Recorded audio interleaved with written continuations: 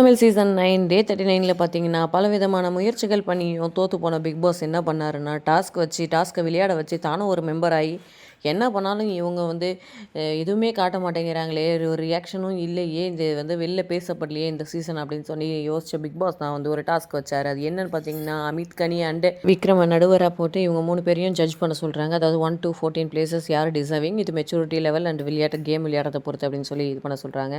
விக்ரம ஹீரோவாக்குனா இங்க விளையாட முடியாது. விக்ரம வில்லனாக்குனா தான் விளையாட முடியும்னு அவருக்கே தெரிஞ்சிடுச்சு போல. அதனால தான் இப்படி ஒரு டாஸ்க் வச்சாங்க. இதில பார்த்தீங்கன்னா, அதே அன்பு கேங் தான் ஃபர்ஸ்ட் 3 பிளேஸஸையும் பிடிச்சிருக்காங்க. 4த், 5த்ல பார்த்தீங்கன்னா, சாண்ட்ரா அண்ட் பிரஜன் ஏன்னா இவங்க கேள்வி கேட்டுருவாங்கன்ற பயத்திலே அவங்களுக்கு அந்த இதை கொடுத்துருக்காங்க.